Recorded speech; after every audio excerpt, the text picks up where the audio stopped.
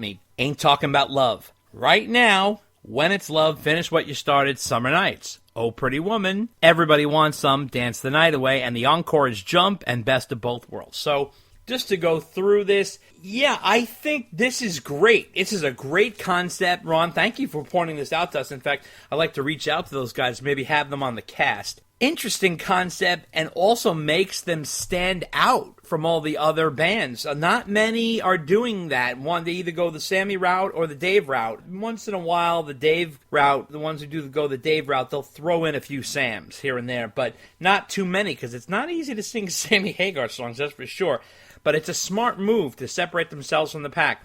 I have to say, little surprised. It drives me crazy, and this is nothing against the Van Halen invasion here, but it drives me crazy that everybody gives in and accepts I Can't Drive 55 as a Van Hagar song. That is not a Van Hagar song. Let's use that space for, like, Pound Cake. I'm surprised Pound Cake was not used, or Top of the World, or Dreams, or Don't Tell Me, but 55. Come on. And nothing against that song. I actually like that song, but I don't believe that it belongs in a Van Halen listing. What about you, Dave? I'm with you. I'd be more inclined if they put in One Way to Rock. Yeah, that's better, but it still doesn't belong there.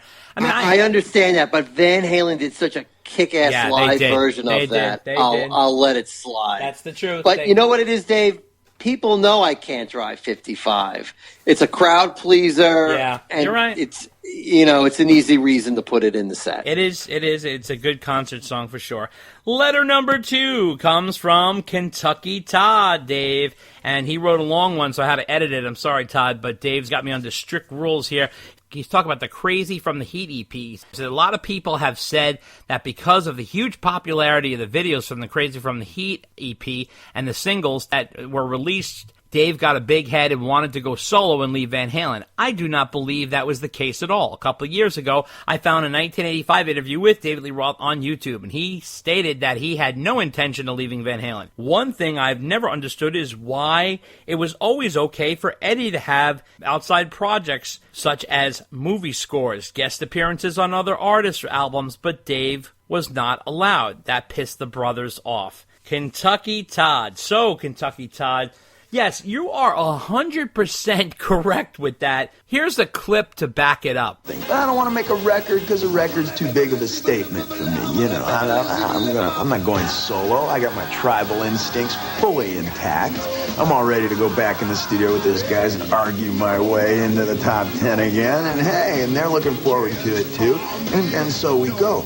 Now, yeah, throughout the press for Crazy from the Heat, Dave always would say, I'm going back to Van Halen, I'm not leaving Van Halen. Yes, that's for sure. And, obviously Crazy from the Heat was nothing like the music of Van Halen. It wasn't competing with the music of Van Halen. So, in all his press, he was pretty congenial toward that. But I think author Brad Tolinsky of Eruption, Conversation with Eddie Van Halen, nailed it on our last podcast where he said that Eddie Van Halen was creatively done with David Lee Roth. And I think he saw an out, and David Lee Roth wanted to do his movie, and then Ed went forward by doing something new with the band, because I think he was writing new type of music, and that's where he was headed. So, that's why there was such a stark difference between 1984 and 5150. What do you think, Dave?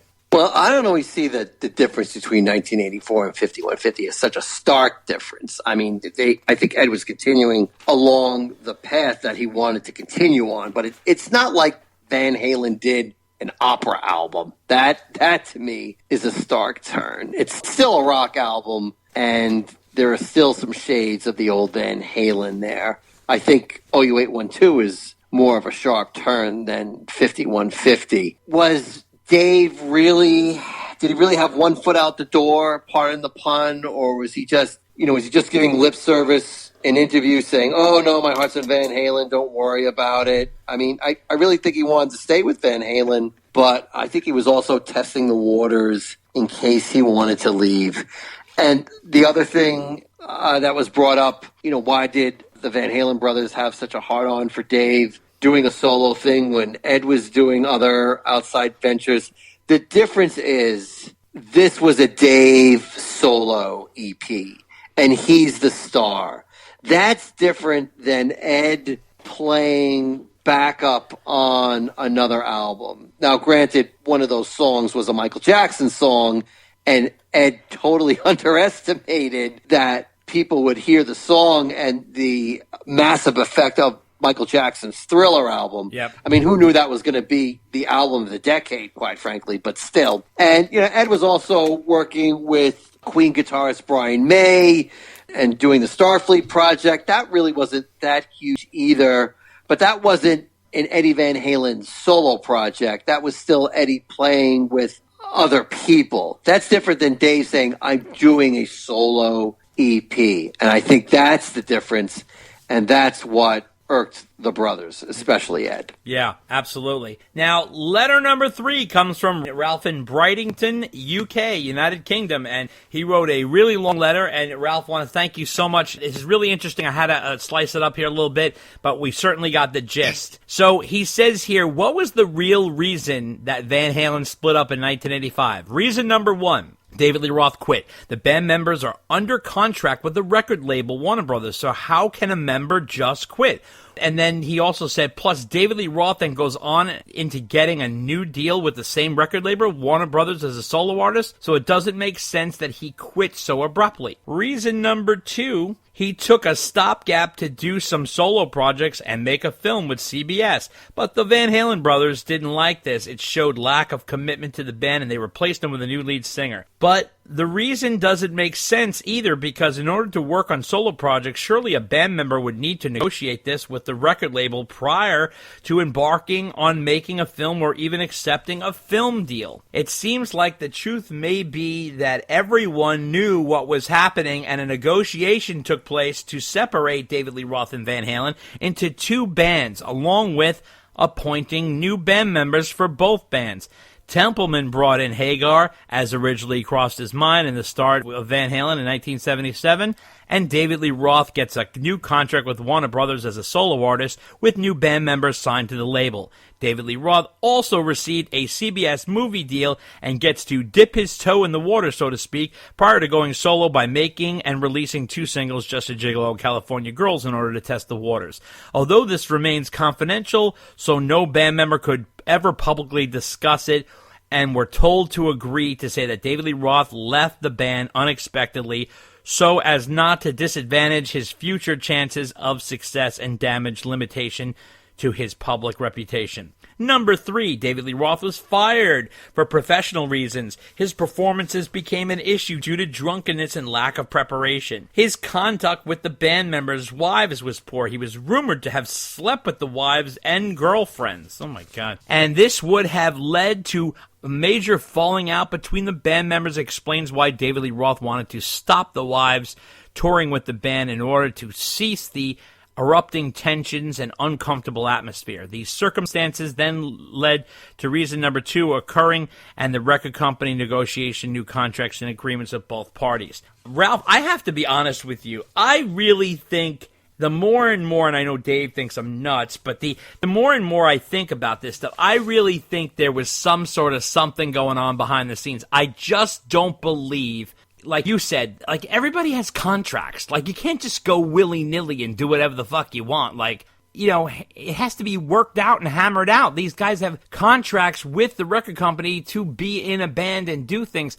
I don't know what those contracts... But bands break up all the time. Do you think band members care about that kind of contract? Yeah, but it doesn't... But they don't stay at the same label. I mean, it's just kind of weird the way it was. It was very all incestual. Like, oh, well, Van Halen... I mean, between Ted, and Ted's working on Van Halen's album, and he's working on Dave's album, and he's a Warner Brothers executive, and they're all on the same label. I don't know why there has to be a conspiracy theory about everything, and especially about a band breaking up. Really, it's very simple. They were drunk and coked out of their minds. They had major success. They were major egos, and their personality traits are exploding 1,000-fold. And now it's come to a head, and they just can't deal with it anymore. And they're like, well, then I'm leaving. Well, go ahead, leave. I don't care. Fine. Goodbye. You know, I mean, it's not really that hard to believe.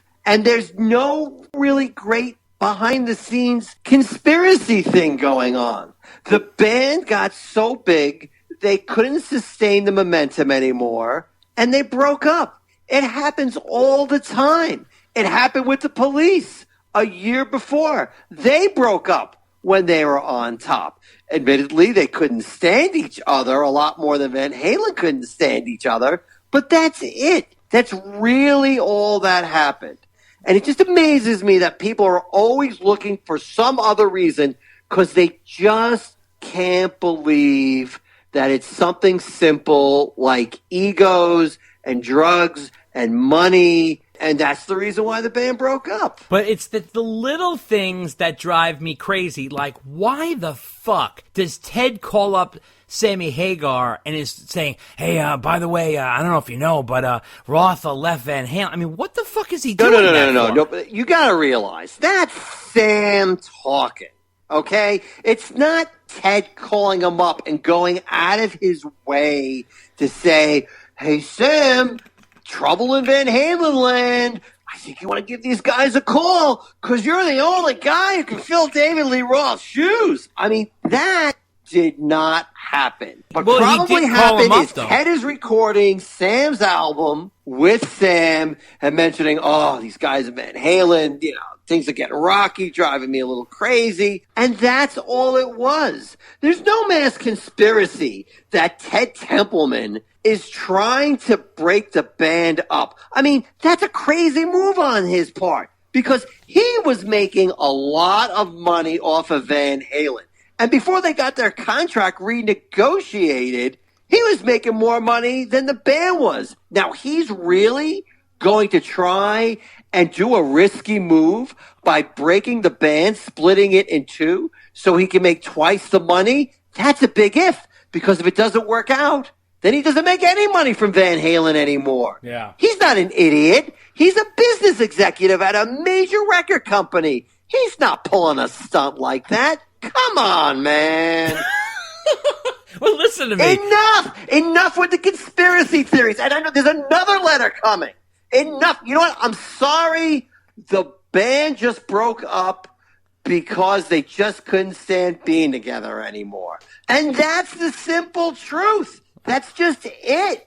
I'm sorry, everybody. There's no great conspiracy with Ted Templeman, with Sammy Hagar. There's none of that. And Dave, for the last time, I'm sorry you can't believe that the auto repair guy simply said, give Eddie Van Halen a call. I'm sorry you just can't believe it was just a simple call. I know you're thoroughly convinced that Sam was pulling strings behind the scenes. He's not an idiot. Of course he's going to do what he can to get the gig. But really, with Eddie Van Halen, there was nothing organized. He just did whatever and got a recommendation one day, called Sam, and, you know, within a week, Sam's in the band rehearsing with them. And that's it. That's it. So everybody, that's my rant. Let's all move on, please.